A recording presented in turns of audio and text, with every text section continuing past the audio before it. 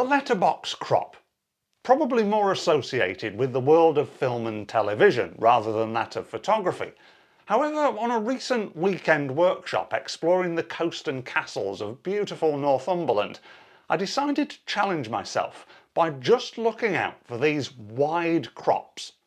In this video, I'm not only going to share my results with you, I'm also going to put forward a few hints and tips to help you to make the most of this underrated photography format.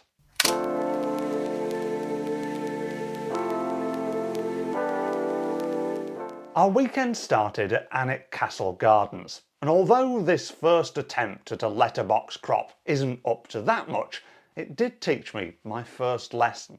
And that is that letterbox photographs need depth sideways as well as they need depth inwards. What I mean by that is that we need something at either side of the photograph to draw our eye in towards the depth that's being created through the picture. When we look at a standard aspect ratio photograph like 3:2 or 4:3, we often are led through the middle of the photograph to the deepest point. But when we're looking at a letterbox style photograph, our eye goes from one side to the other, leading us across as well as in.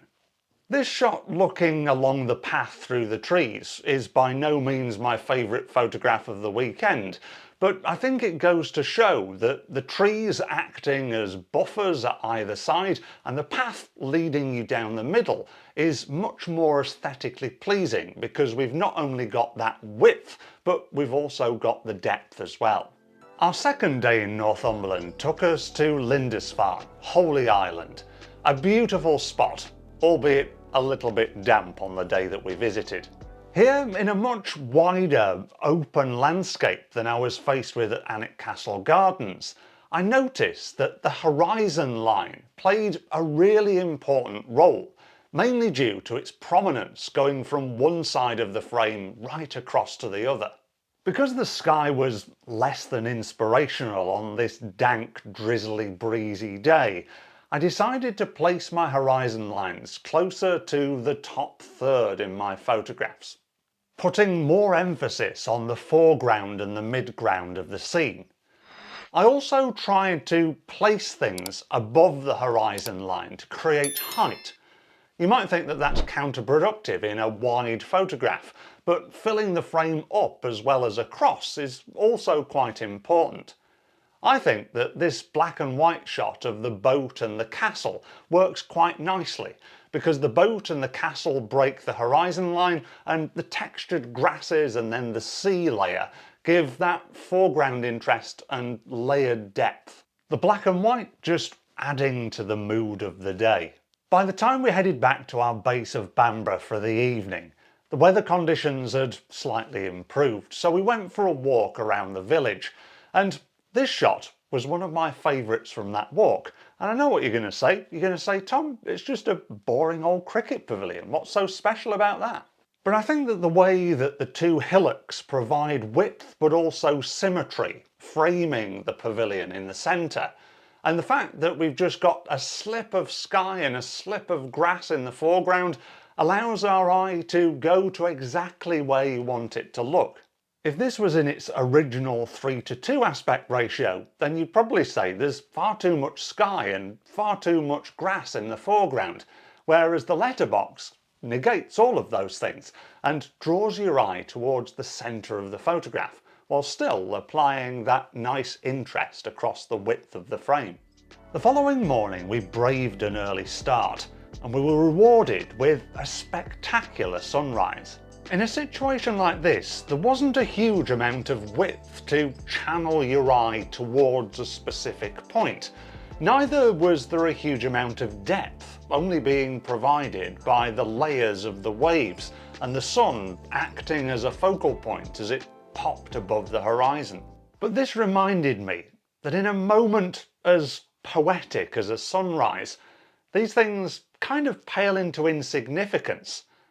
The letterbox crop is just great at showing off the wide expanse and simplicity of the landscape in perfect wide detail. In a standard aspect ratio, you could argue once again that there'd be too much sky or too much foreground without enough going on, whereas the letterbox crop just pares it down to what's absolutely essential along that spectacular horizon line, without which, of course, the sunrise wouldn't even be happening. By the time our last day came around, visiting Craster and Dunstable Castle, I finally felt like I'd got to grips with what to look for in a letterbox crop. Celebrating width by placing elements across the width of the frame, but also implementing some depth through the middle of the frame as well to draw the eye deeper into the picture. Making use of the strong horizontal line of a horizon, breaking it from time to time to create some extra height and some detail to look at, and utilising it to show off the width and expanse of what in this case have been seascapes. Removing any unnecessary or boring foreground or sky and drawing people's attention to the action happening along that horizon line.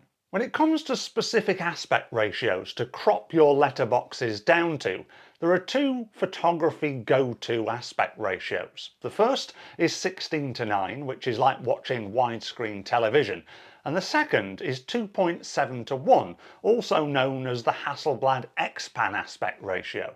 When it came to cropping my photographs from my Northumberland weekend, I used both of these aspect ratios as a guide, but also sometimes made my photographs slightly less letterbox or slightly more letterbox depending on the scene that I was cropping into. Because really, unless you've got a size of a frame that you are purposefully making a photograph fit into once it's been printed, the aspect ratio doesn't really matter as long as it fits the scene that you've photographed. When it came to choosing the extent of the crop for my photographs, I tried to create as much balance as I could between the negative space, providing a buffer around the edge of the frame, and active space taken up by subject matter and other supporting cast. Obviously, not all subjects warrant letterbox crops, and you'll be pleased to know that I did allow myself to take a few sort of standard aspect ratio photographs on my visit to Northumberland. But I really think that seascapes are one of those subjects that fall into the letterbox crop category absolutely perfectly. After a full weekend of exploring the letterbox crop, I feel like I've caught the bug. So next time you head out and about with your camera, why not give it a go and see if you can catch it too. I hope you've enjoyed this video. If you have, then please give it a like and consider subscribing to the channel if you haven't already done so. And if you want to learn more about aspect ratios and cropping, then why not watch this video next? Thank you very much for watching. Until the next one, it's bye from me for now.